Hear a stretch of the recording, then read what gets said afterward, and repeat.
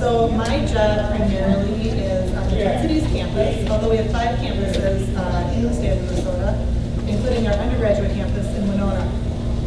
My job consists of advertising. I'm sorry, you're having a hard time hearing me? I want to shut that door.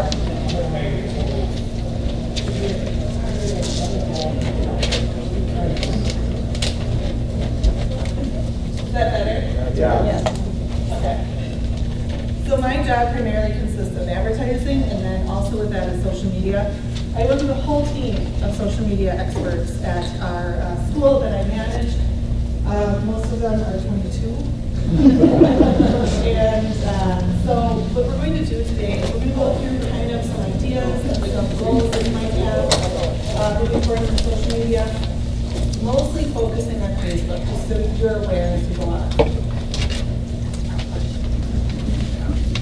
So I'm going to first show you a video because I think it's important for everybody to understand that sometimes we fail at social media, and it's okay. Hopefully it'll play. What? This is a fail too. Oh, cool. What? I just got a new connection on LinkedIn. Just running through my feed. Stop. Just Snapchatted my girl. We already saw it. Kind of sent it to the story. Yeah, my story, my personal story. No, that's not how it works. That's 17,000 people. Yeah, they all got it.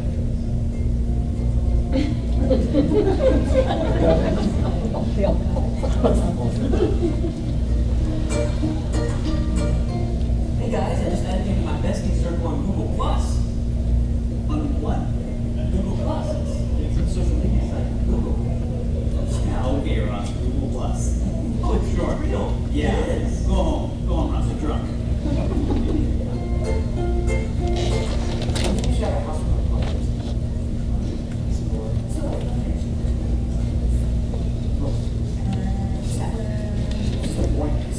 I know the public I love it. It's maybe toasted with nothing on it. This is decorated. Oh, really? Which one's it? Yeah, they all look the same because it's an untoasted piece of bread. Not that one that you did. Slumber. Slumber. I am so sick and tired of this. Proud of you. Well, how many phones did you go out? All 8. No, 7.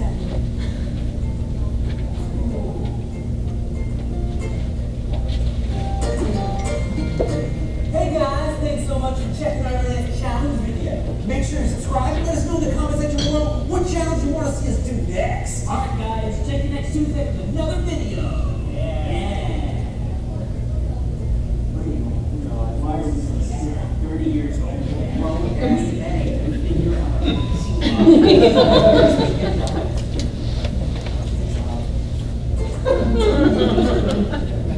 What? I keep searching my ex-girlfriend on Facebook, but nothing's coming up. Actually, like 60 posts, literally just her name. What?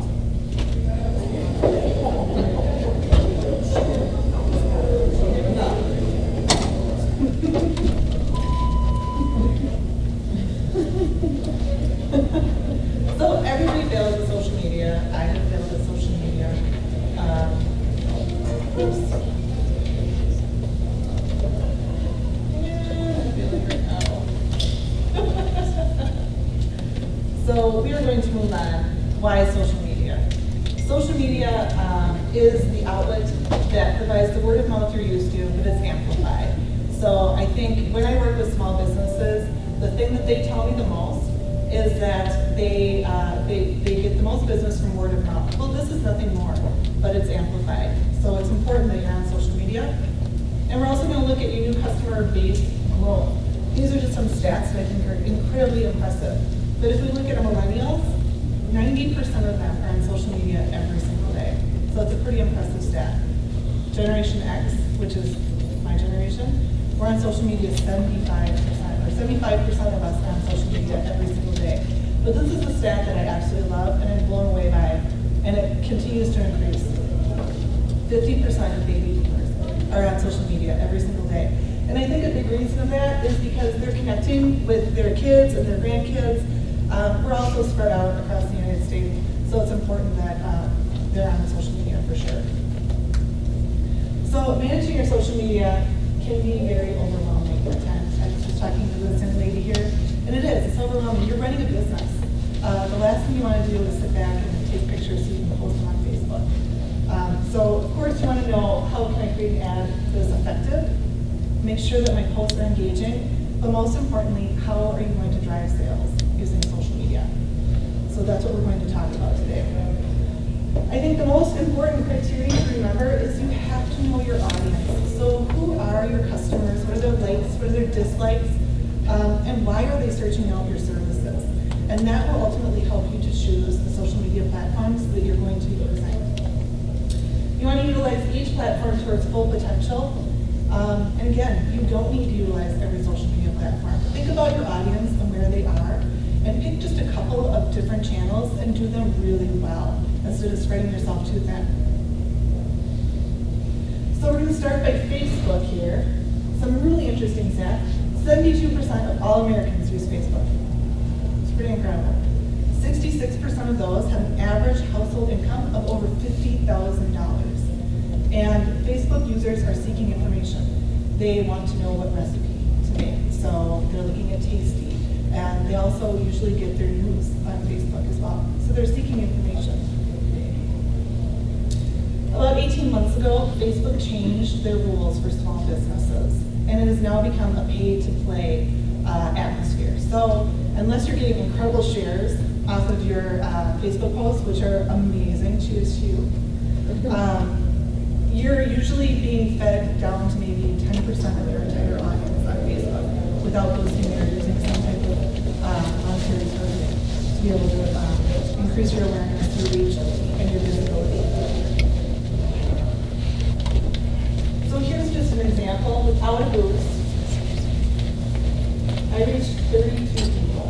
This is just an updated cover photo though, so I'm not going to use this. But I just wanted to give you an idea. The 32 people I reached, and 5 people liked it, and honestly, those 5 people were best friends in my life. But with the boost, I'm super excited to be here helping test it out today. So I posted on my own personal business Facebook page, and I was really excited to be here, and I posted a link to my blog, Why Social Media, and again, it's really based for small business. But as you can see, I spent, my entire budget was $30 for this. So I snipped this, and I still have $15 left. But I reached 854 people. I had 24 likes, and some guy commented. I I think it's okay. But I think the most important stat that's actually not here is how many people clicked through to that and went straight to my website and read my blog. And 43 people have that I've never seen before. So that means they're coming to my website, and hopefully while they're there, they're staying, they're doing a little bit of research, and they're understanding me as a business person, and maybe I can help them out. So, and so you had a question. I was just wondering, you know, when it says 800 and whatever that says before people reached, how do you know how do they know if how that was reached? But I do a boost myself too, and I was wondering, okay, well, was the real target 7,000 people, but only 824 were reached? How was that measured? That seems confusing. Sure. When you go into boost a post or you go into target post on Facebook, now they're two different things actually. But let's talk about boosting first. Okay. So when you want to boost a post on Facebook, you're actually going to post on your news feed, right? So it's going to stay on your news feed. But then you go boost post, click the little boost post, and it'll give you this demographic kind of area, this little graph, which will tell you that your criteria is too thin, you're not going to reach enough people, or it's too broad, you're not going to reach the right targeted audience. So with a boosted post, you can still do a geographic area target, you can still do a demographic target. You're not going to have nearly the amount of going really deep down into developing that demographic on a boosted post as you would a target post, which we'll get to. But what you really want to focus on, again, is knowing who your audience is. So when you look at the detailed boosts or the targeted posts, you can reach people who are interested in gardening. You can reach people who love to travel. You can reach people, if let's say you have a business in Lakeville and you just want to grow your Lakeville base. You can target geographically simply to Lakeville if you wanted to. These are more engagement pieces. At the end of the day, it's all about making a sale, right? So what you can do, and I did not include this in my presentation, but I'm going to tell you, what you can do is create a pixel on Facebook, and that pixel, if you have your web designer, your web person, put it in the back end of your website, they can actually track the conversions that you want. So let's say you sell things on your website. You can set up your pixel to track how many sales came from your Facebook ad. And then you'll say, okay, well this Facebook ad, maybe I invested $150 into it, whatever it might be, but I was able to track and I got 3 sales out of it, and my ROI was $400. So you can do that as well. And maybe this is something that we need to talk about a little bit more after. Okay, thank you. There's so much. So here's the targeted post. And I just took a little clip. But why do you want to target? This is something that, again, you want to target by geographic location. And you can target really anywhere you want in the world as long as they allow Facebook to be there. China, you cannot. Demographics. So you're looking for people who like to garden, who like to travel, who maybe are teachers or educators. Those are the people I'm looking for in my job. That you want to target. And I think the biggest joke that I always say is that everybody is so worried about the MSA and what the MSA has on you, and they have nothing on you that Facebook has. I mean, people are willingly giving this information out, and I can target incredibly with a very small criteria, so it's incredible. Also with the targeted post, you're not wasting time. Like let's say you have a billboard up, maybe 5% of the people who are looking at your billboard are actually going after your product. They actually want your product. With a targeted Facebook ad, you can target simply down to your target audience, so you're not wasting any of those eyeballs. Again, you'll see up in the top, this is what I was talking about, the audience definition, which is that little half circle. So if you get too specific in your requirements of who you're looking for, maybe it's a smaller geographic area, it'll tell you that you're too specific. So it kind of guides you, and I also use this as a research tool as well. So if I want to promote a certain program or a certain product, and my criteria is maybe too specific, maybe that means that my product is not necessarily wanted or needed in that particular area. So I'll move on to a different area. So video on Facebook is huge. And they just changed, this is the second algorithm change that they made last June. What what they did is they're promoting more video on Facebook than anything else. So blog posts, photos, photo albums, Facebook is kind of pushing those down and they're re-promoting your videos. So it's really simple though, I just want to throw this out there.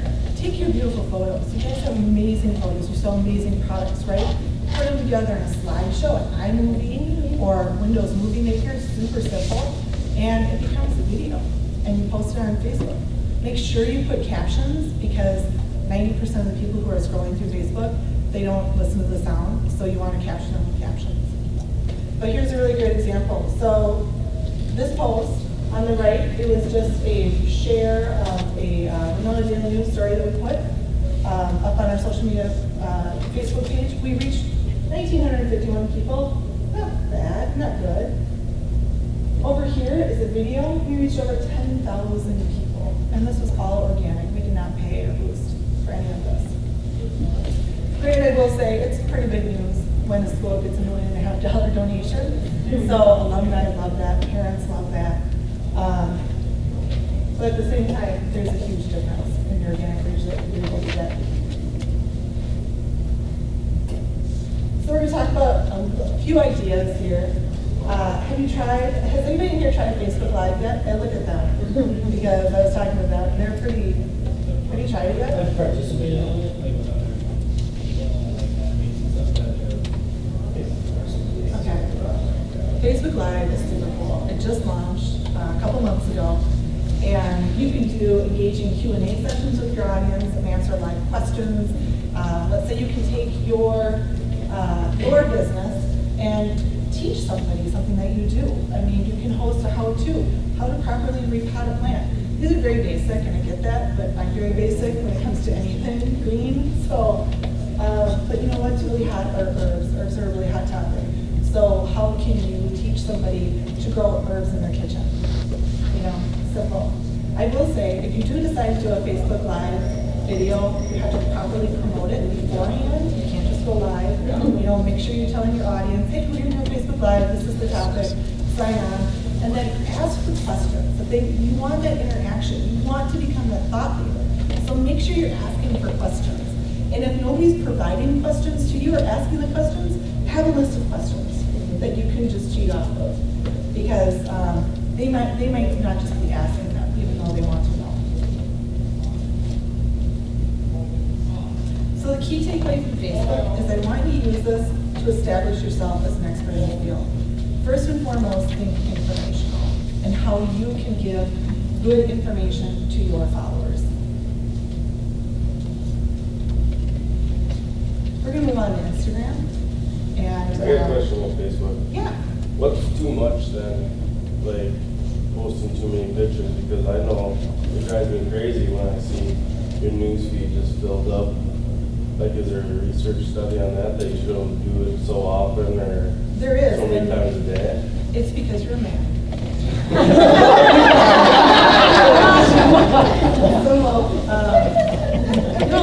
helpful. I'm so sorry. Generally speaking, in Facebook, and there are really good times to post on Facebook and really bad times to post on Facebook. Generally, weekdays after 1. Usually it's called white collar crime. People are going back after lunch, they're sitting down at their desk, and what are they doing? They're not working. They're going on Facebook. And so, generally speaking, around the 1 to 3 o'clock area, Monday through Friday, is a really great time to post on Facebook. If you're looking at, if you want to continuously post on Facebook, you have to post information that is relevant, that your followers want, that your audience wants. And if you're continuously posting that, it really won't matter if you're posting 10 times a day or 10 times a week or 10 times a month. Because, there are guidelines more for Instagram, really, than anything else. Instagram is maybe 1 to 2 posts a day, at the very most for Instagram. Snapchat, you can go on and on and on. Twitter is such a fast-moving social media that you can post all day long. And you can repost what you've already posted, and you're not going to hit the same person twice. So there are definitely different guidelines for different platforms. So IKEA just launched this week. I don't know if you can hear it. Okay. This one doesn't have a lot of sound. You're not talking about this one.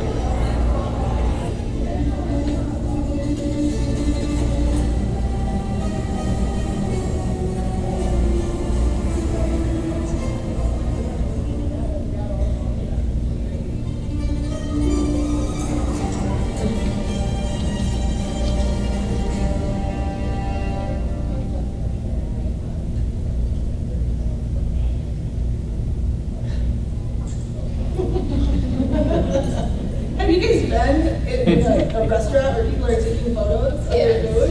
Yeah, for Instagram?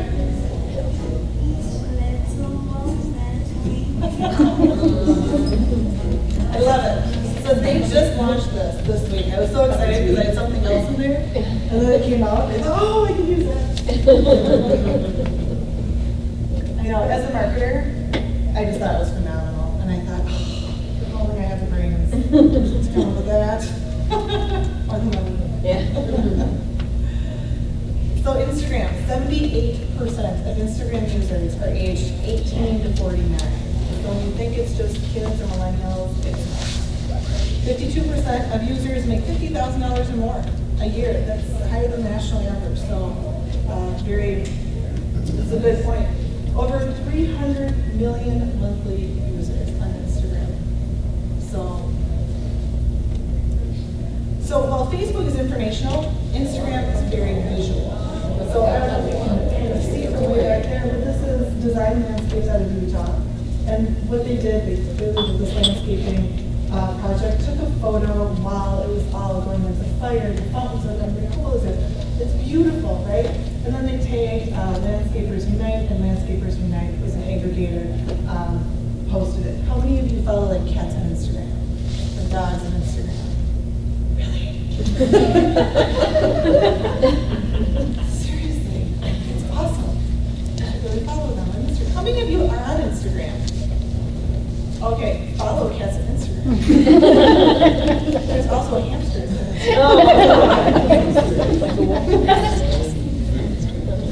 You know, I'm just saying, when you have one of those days where you're sitting at your desk and you're like, the pen and you're shooting your eye out, you go and you look at hamsters on Instagram and your day is so much better. I mean, nothing can compare.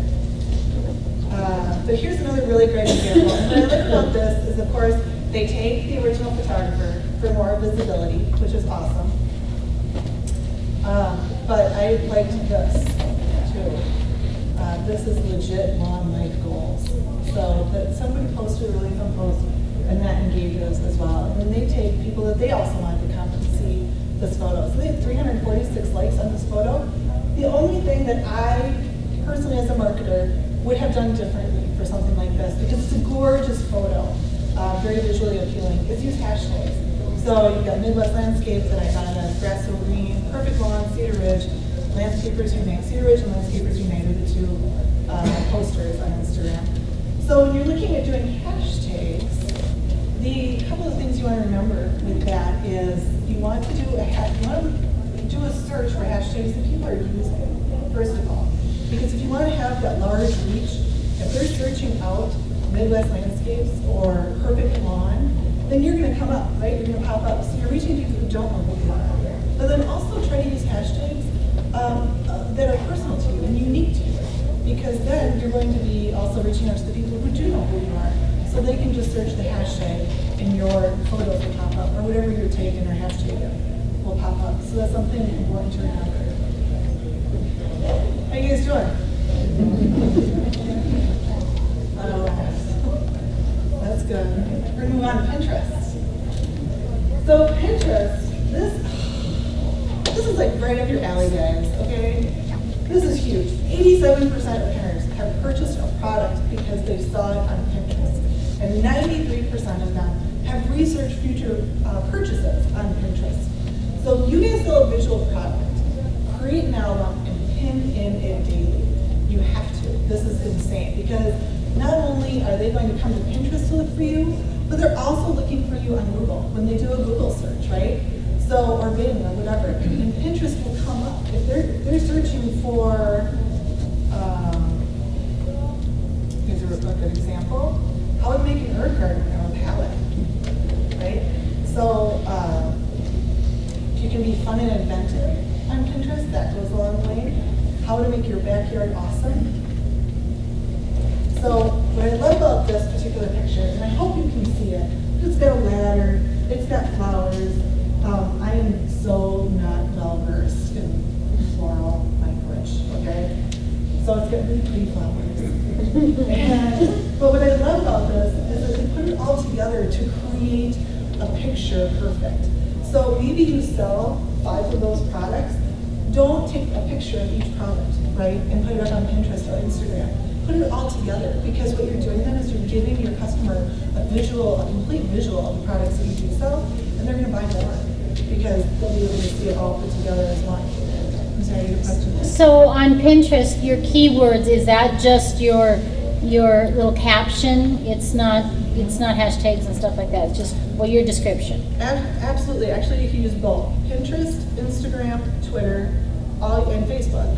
All use hashtags. Twitter is a little bit different in the sense that you only have 140 characters, so you have to be really unique with your hashtags and how many you're going to choose to use and what message you want to put out there.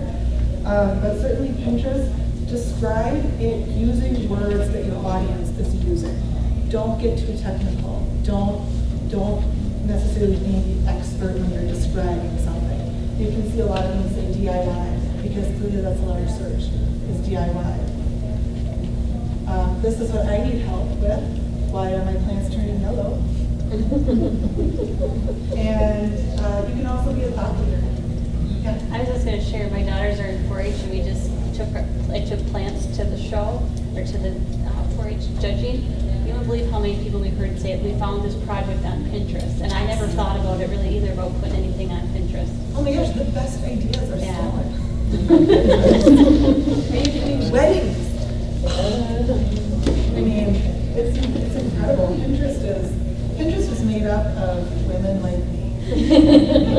And women who have money to buy things with, and who want to get ideas, and who want to be creative, but maybe they're not the creative ones, right? So you're there to offer up your products so that you're giving them the ideas and you're kind of laying it all out in front of them. So if you sell multiple products, put them all together in a pretty picture. So that they say, oh, well, I see how this is now visualized. And then they'll buy more. I always do that. Much to Dave's, my husband's sugar. So Twitter is fast moving. You want to post often. Kind of, what I like to do on Twitter, and my Twitter feed is actually private right now, but what I like to do on Twitter is I like to take thought leaders in conversations, because if they take me back, it's instant street cred. So they all of a sudden be like, oh, she knows what she's talking about. I do. But then their followers start to follow me as well. So it works out really well with that respect. You can post short, snappy videos. I would say no longer than 15 to 30 seconds. If you can do 15 seconds, that's where I would go. Because again, Twitter, scroll, scroll, scroll. They're not stopping. And you only have 140 characters to make them count. And no matter where you're from, think of Donald Trump. He makes his 140 characters. Regardless of whether or not you like him or agree with him, he makes his 140 characters count. So here's a great example. Landscaping ideas, try before it's too late. Now, clearly they don't know how to spell, and that's okay. You have hashtags though that are universal, again, hashtag landscaping, and then hashtag team-made homes. So you're reaching out to people who don't know, you're reaching out to people who do know. Snapchat. How many of you guys are on Snapchat? Wait, I want to see you, and then who's, yeah, the guy in the back, absolutely.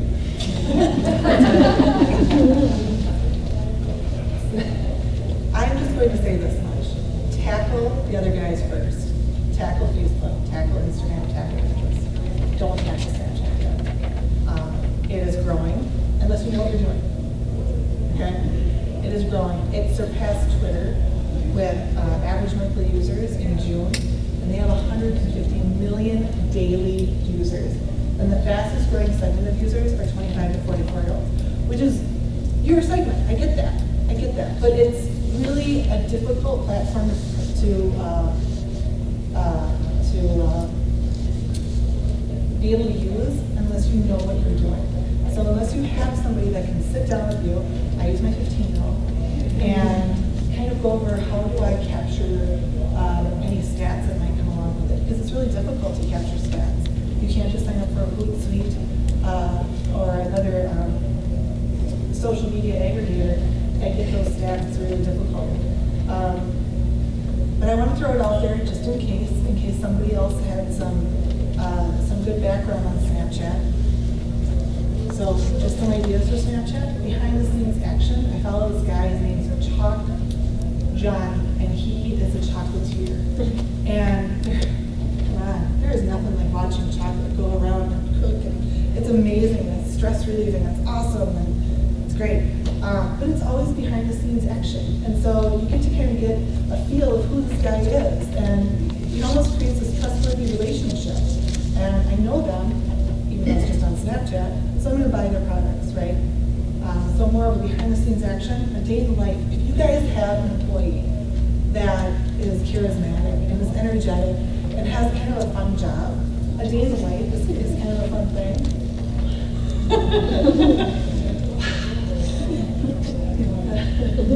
And he was totally clueless.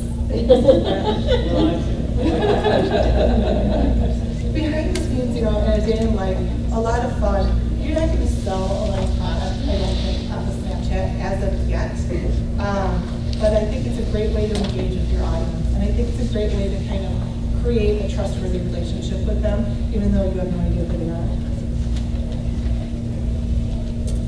The most important thing about Snapchat is you want to make it fun. You do not want to make any of your Snapchat posts stuffy in any way. So here we are at the end of the presentation, and what I want you to understand, the key takeaways are you guys, you make incredible products. You have incredibly visually appealing products, and you work really, really hard to create these products. You should be sharing them. You should be sharing them from the rooftops. Regardless of whether or not you want to create sales out of it, just to be able to create a connection with your audience and with your potential customers is absolutely worth it. The other thing is to just remember to be authentic. Being authentic will always shine through your messaging. If you're trying to be